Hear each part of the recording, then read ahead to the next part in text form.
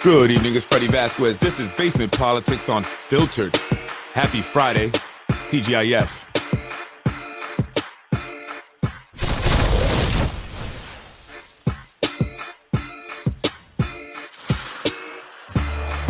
Good evening, folks. I am Freddie Vasquez. This is Basement Politics on Filtered.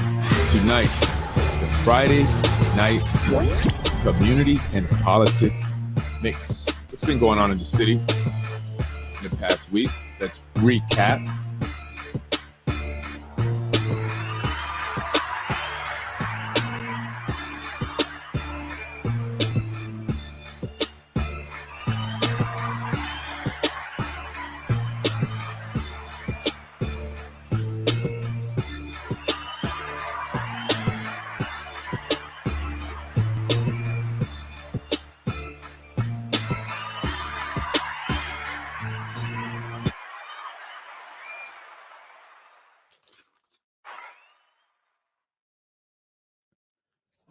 Good evening, folks. It's Freddie Vasquez. Good afternoon, good morning, depending on what time you're watching. Happy Friday. It's Friday, and I'm happy that it's Friday. And I'm sure you are too. And I want to move on. And first, I was going to talk about some stuff, and I'll get to that in a minute, but I want to mention the story of Elizabeth Weinstein. I've posted recently articles from News 12 and even video of a woman by the name of Elizabeth Weinstein who was on my show a couple of months back, maybe 3 months back, speaking about her ordeal with family court and having lost her children and not having seen her children in 2 years, and the battle that she's been going through with her ex, who is a prominent attorney, very well connected, has a lot of close relationships with judges, DAs, and cops.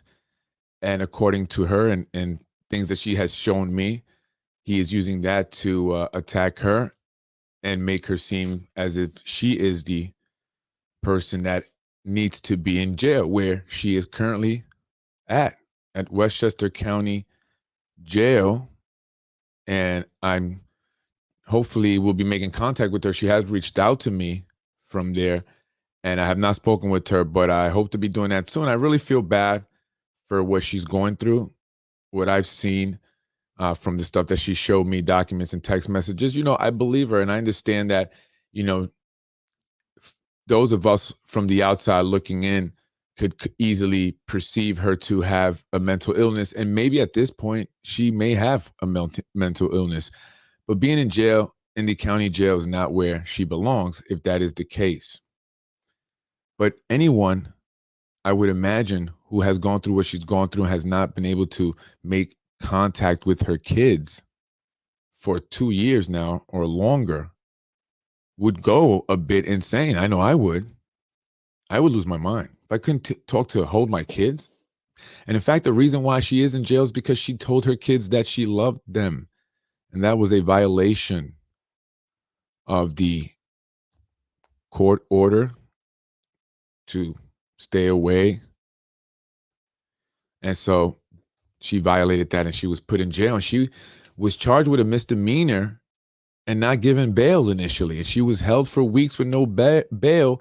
Mind you, you got violent criminals getting released right away. And this is a mother from Connecticut, a Jewish white woman, and I say that because, she has everything working in her favor, you would think. Affluent. So it can happen to anyone. We all can, and I was a victim of it. That's how I got involved in speaking with families who have gone through this or are going through it currently. I heard they just offered her bail. Yes, actually they did, but initially they didn't. And the bail was $50,000 bail or $100,000 bond. However, she is in this predicament where she doesn't have access to her assets, money. She has been put under the guidance of a law guardian who, from a lot of people that I've heard from, is evil. That's the one word that I think was commonly used when this man was mentioned.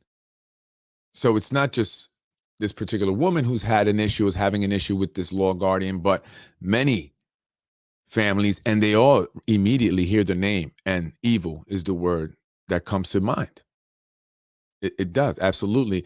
And it seems like there's a pattern with this individual law guardian and defending and protecting those, who have a history or even an open CPS case for pedophilia in one situation. Yet he supported that individual and got the child to be put into that person's custody. And you have an open CPS case on pedophilia or child molestation, possibility of sexual misconduct, and you allow that child to go with that person. I mean, that's insane to me. So, I feel bad for the woman, really, and I just want people to really just hold any judgments. Again, as a parent, think about what you would go through if your children were taken away from you. You're not able to see them for 2 or more years. You've been fighting, and it seems like everything that you try to do is a dead end because everyone's working against you. And we all know, we've spoken about this. I've spoken about it on Basic Politics, corrupt officials, judges, and stuff like that. I mean, it's not just this one woman who's claiming this. I mean, so we have to, think of the possibilities, but at least, if anything, at the very least, maybe she is having, a mental breakdown, suffering from mental illness, and she needs to be helped, not put in jail. Right. And even if she was given a bond eventually, I mean, when we talk about bail reform now, she should have been out, right? She should have been out. I mean, she's not a threat to anyone. She's never committed a crime or a violent crime ever. She was put in jail for telling her kids she loved them. That's according to her and News 12, right? Who are also following this story. So, I feel very bad for the woman. And so I should be making contact with her. I'm trying to, I did get a call from Westchester County Correctional Facility. Thought that was interesting. It's actually my first time, believe it or not. I know I'm a Puerto Rican, but it is my first time. I promise you. I don't usually receive calls from correctional facilities, but I did in this case, and I hope to make contact with her and see what's going on and see if I can do anything, and if anyone can help, maybe, and if this could be resolved. But there are a lot of families that are actually going through this. This is not a unique situation. It's a lot of families. Okay, and I know I'm an innocent person that was also put through it. Fortunately, I didn't get to the craziness because they eventually realized these people that were attacking me were doing this to just mess with me. But it could have gone bad, like so many other cases. So I'm very grateful for that. But anyway, moving on, I want to talk about Macy, Municipal Housing Authority of the City of Yonkers. They announced initially that they were going to be doing a live lottery name drawing for 3,000 vouchers that they had available. And so they were excited about this, and they were just so overjoyed that they just decided to make this into a circus. There's a housing crisis need, affordable housing crisis need, countrywide, countywide, statewide, I should say, and citywide as well. And people are homeless, and the homeless population continues to increase. So the people over at Macy's thought it'd be a great idea to do a lottery in which they were going to do it live on Facebook, I think Instagram or wherever else, and they were going to pick names. And so I wondered, the people that were going to be there in attendance, because they were going to have people there live who did not get a voucher, did not have their name drawn. Will we get to see their sad faces? Because then I wasn't going to watch. I didn't want to see that. And I think maybe someone told them, or maybe they heard my podcast, because I think they changed it up. And now what they're doing live is just an opening remarks. They're actually not even drawing names. It's numbers now that will be attached to the applications. Good luck, folks. This post here was put up by the city council president a while back on July 14th. Someone actually sent it to me. You see, people send me things. I don't look for trouble. It comes to me. On August 2nd at 11 a.m. at the Riverfront Library, the Municipal Housing Authority will conduct a live stream drawing for the names of those lucky 3,000 poor folks who need housing right away and can't afford to pay these prices, who will be added to the list in anticipation of vouchers. You are invited to attend and help draw the names.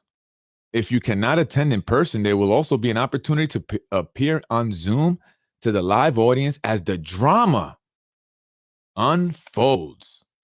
They were anticipating drama. There will be a large window of time to attend either in person or virtually. What drama? The people were going to get pissed off because their name was not called and they just got dissed on live, on Facebook Live. That's unbelievable on a Zoom. I mean,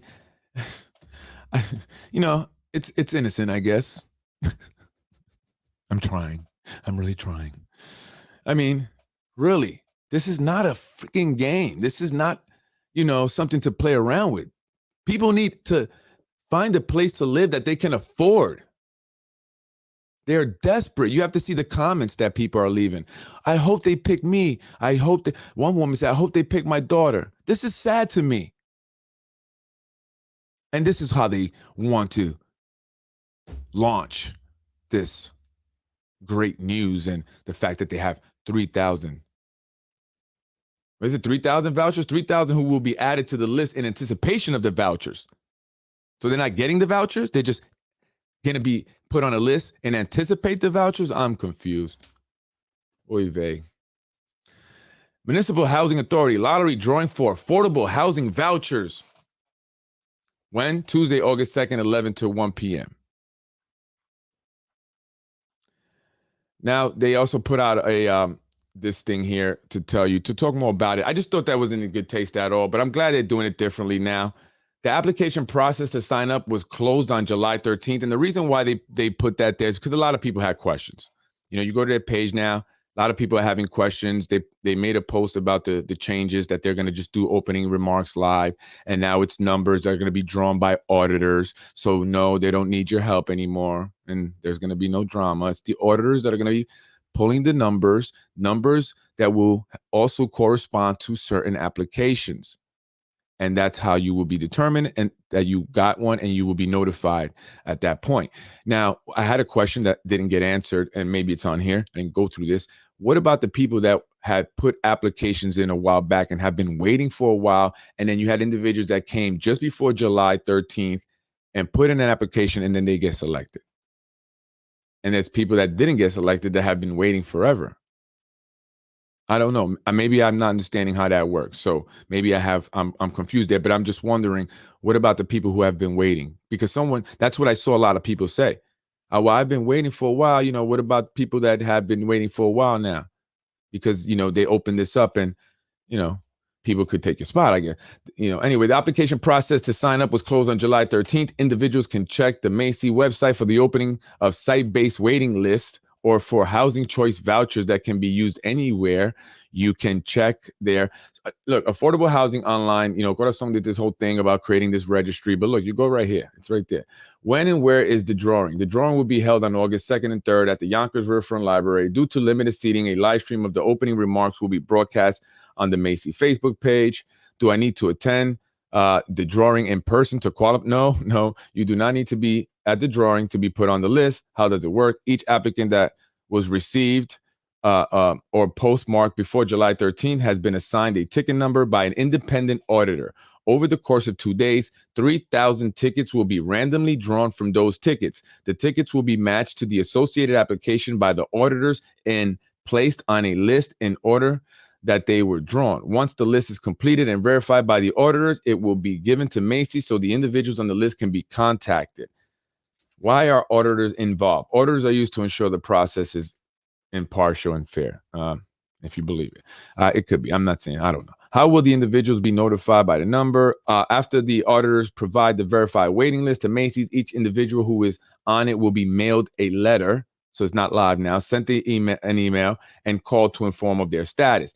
Do the individuals who are added to the list immediately receive a voucher? No. So this drawing is not to even receive a voucher. It's just to be put on the waiting list in hopes that you receive a voucher at some point. Okay. So no, the drawing is for the waiting list. Individuals will be offered vouchers as they become available. So there you go. At least they changed it up. I think that's a good thing. That's a good thing because it wasn't cool. It wasn't cool. Anyway, moving on. Congress, the race for the 16th district, Jamaal Bowman is being challenged by several people actually in the Democratic primaries. Yeah, right. Oh, that's true. All that hoopla for to get on a waiting list, right? So I thought they were getting the vouchers. So I mean, I don't know, man. Maybe Freddie's just, I don't know. These, you have to think. Individuals, not fun and game for them. People need housing. It's not shouldn't be your entertainment, your way of trying to show that you're doing something great. Let's just get people housing. Okay, that's the goal. Let's just get them housing. Let's do this quickly. Okay, and let's get as many people that are in need, vouchers right away. That's it. Keep it simple and get them housed. That's the biggest thing. Right? Not the fun and games, the hoopla, as you say, right? Anyway, in Yonkers, the race for Congress is between Bowman and Gashi. Is that correct? Am I saying it that way? Vedat, Gashi, county legislators challenging incumbent Jamaal Bowman. Jamaal Bowman had a rough, 2 years, a little bit politically. He had the whole thing with, the mayor and what the mayor's remarks were, right? And a lot of people, from people that have talked to me about Jamaal Bowman, just are not happy with his performance.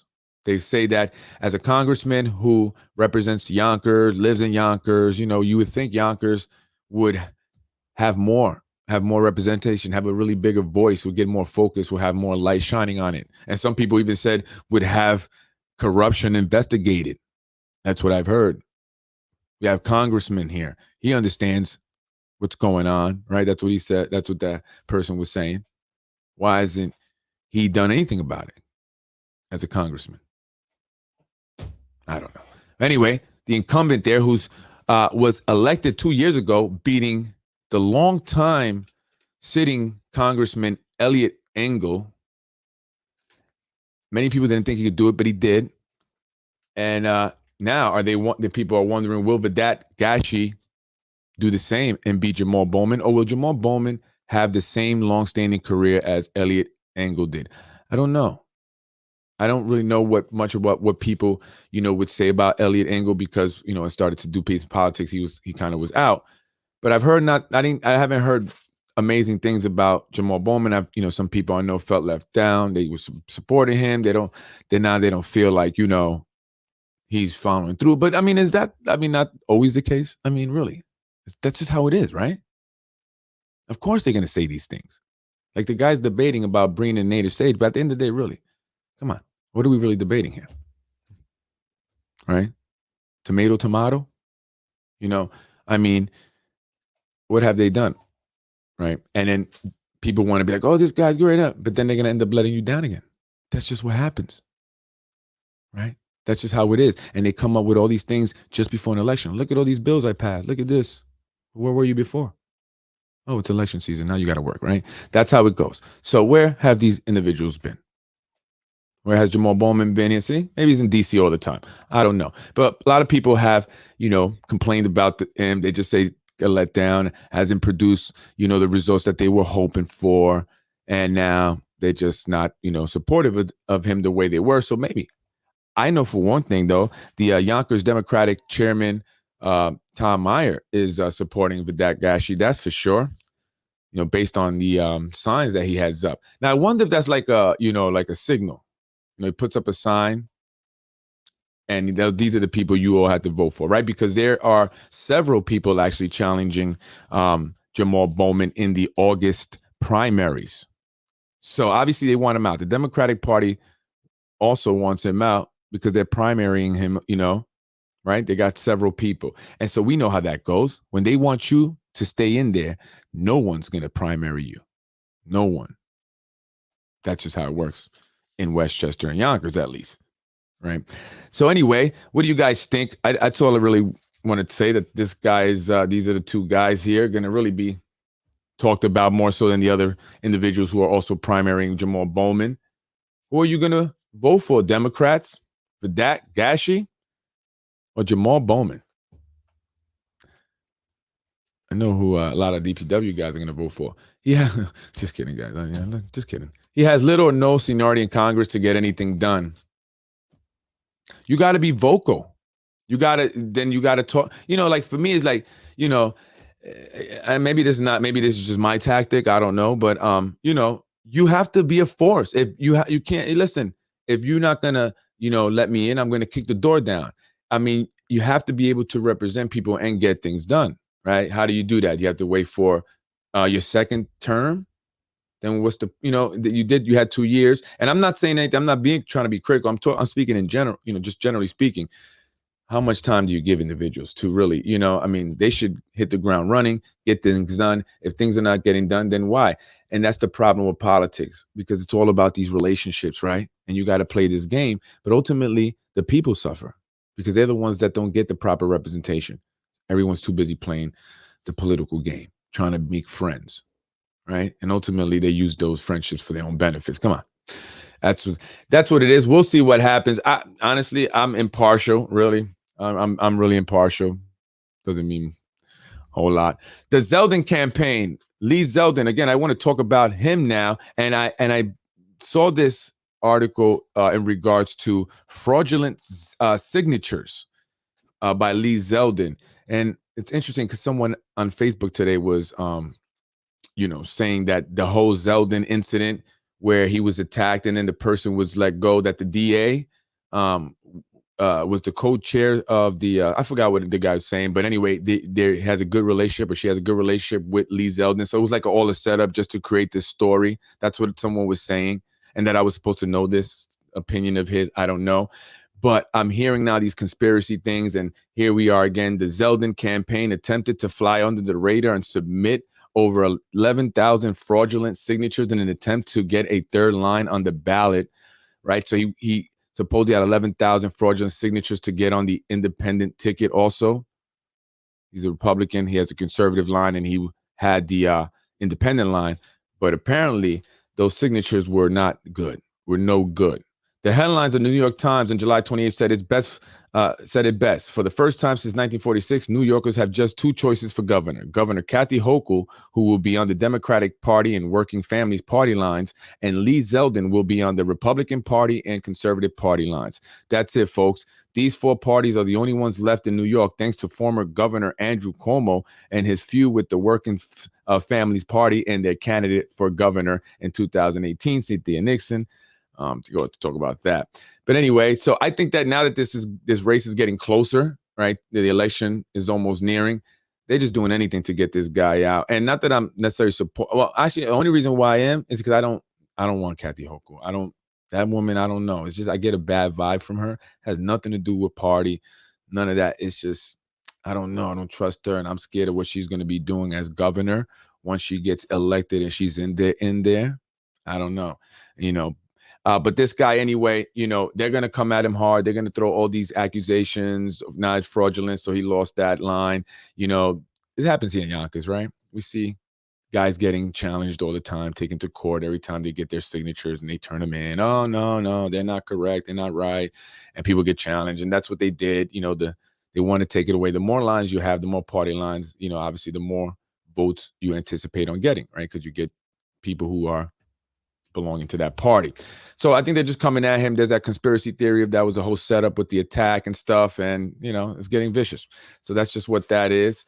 So I just wanted to mention that. I just thought that was interesting. I want to talk about a few different things, what's going on, just going through different articles. And monkeypox. I did the last thing because I think this is important. Who's taking the monkeypox vaccine? Any monkeypox vaccine takers out there? Well, monkeypox vaccine has made its way to Westchester County by way of the Westchester County Health Department and the Loft, the LGBTQ plus community center. The Loft, the LGBTQ plus community center, in partnership with the Westchester County Department of Health, announces that it will be hosting a second first dose on campus monkeypox vaccination clinic on Thursday, August 4th, 2022. Appointments can be made from the hours, if you're interested, of 9:30 a.m. to 4:30 p.m. for adults 18 years of age and up. Information on the second dose will be given to each vaccinated person after their first dose. We're not going to tell you what that is until you get your first one. The Loft strongly encourages any and all members of the community who believe they are at risk of monkeypox. What the hell is that? I don't even know if I'm at risk. I don't even know what it is. Monkeypox. They keep coming up with too many to keep track of. At risk, immediately get vaccinated free of charge. Folks, we all should know this. Come on by now. Anything free is not good. It's not good. Remember the saying, it's too good to be true. Nothing is ever free. You're going to pay somehow. And that might be with your life.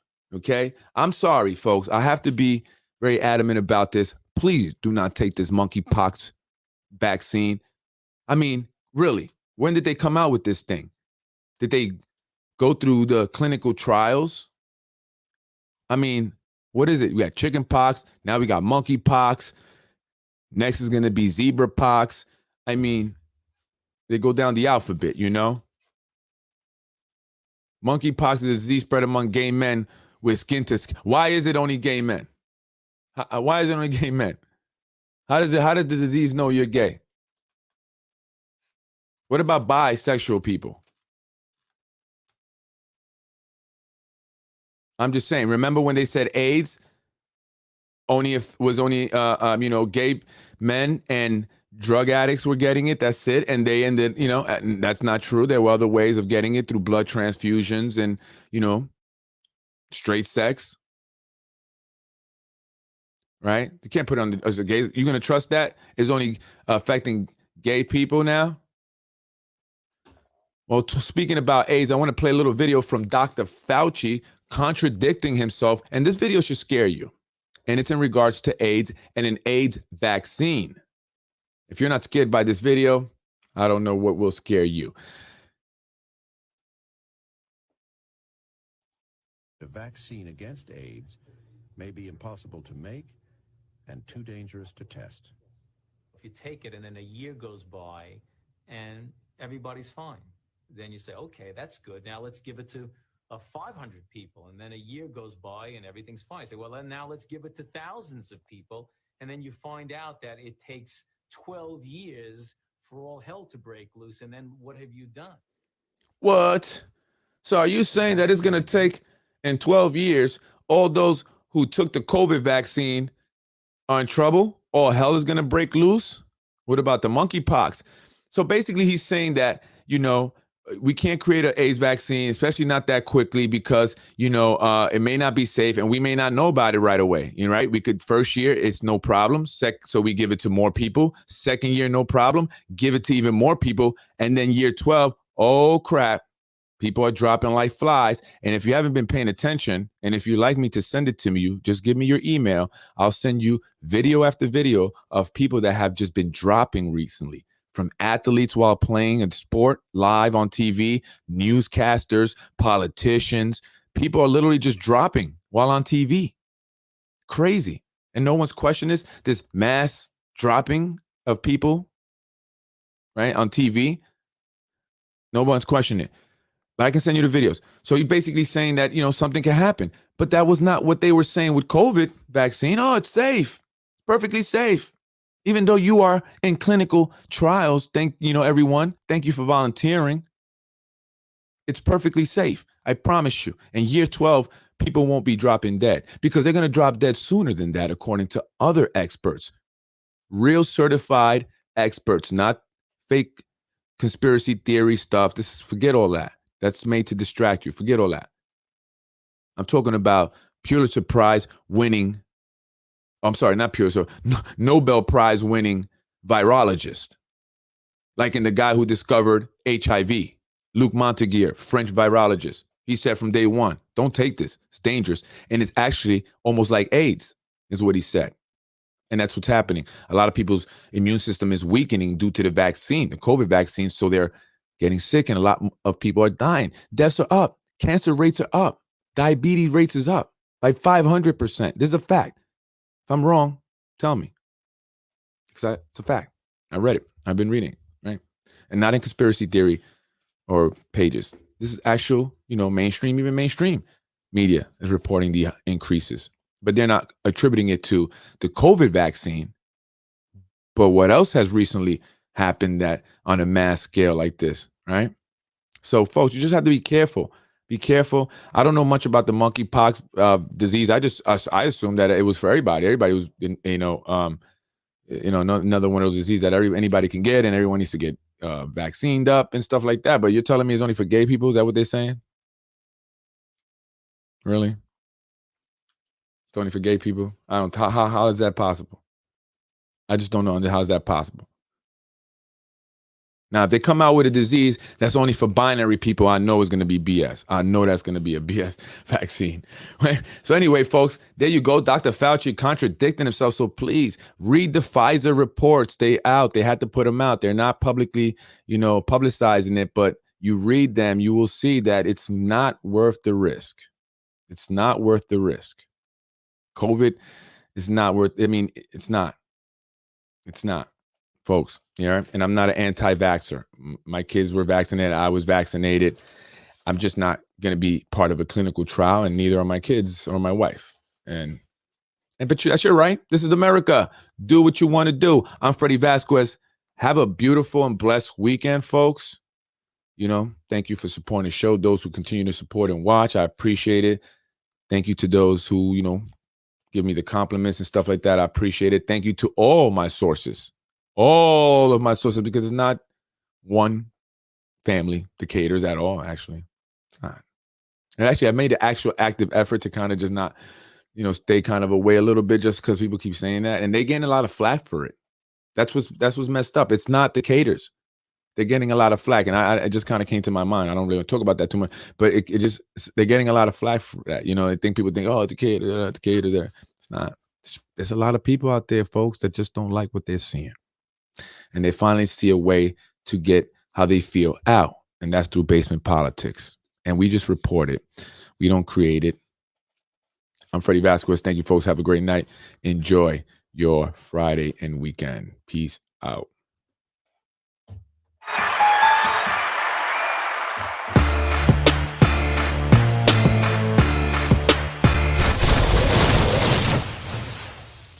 Thank you, folks. That's your Basement Politics episode for Friday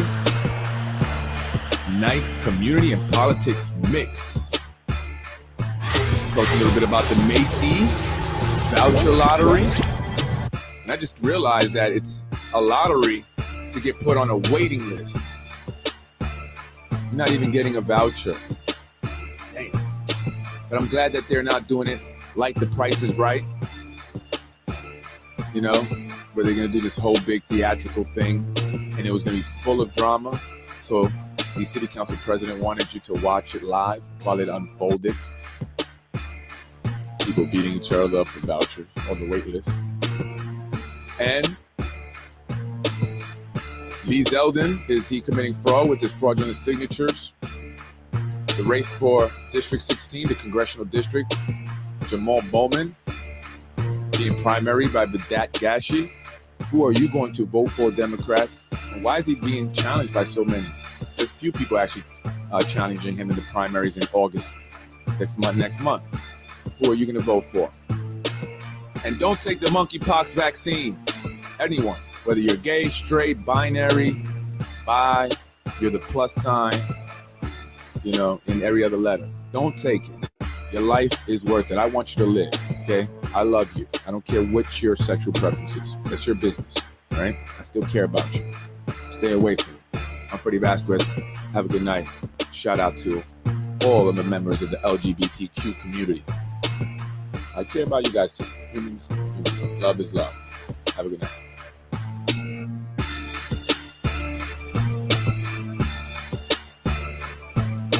Freddie wins. Fatality. I was raised in housing.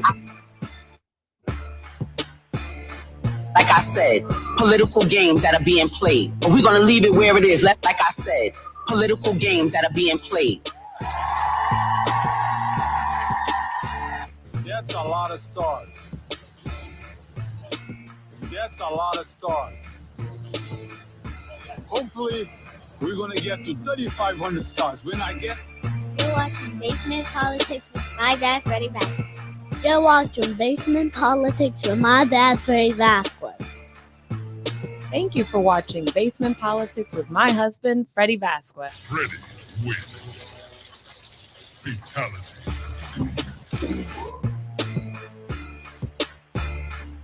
No!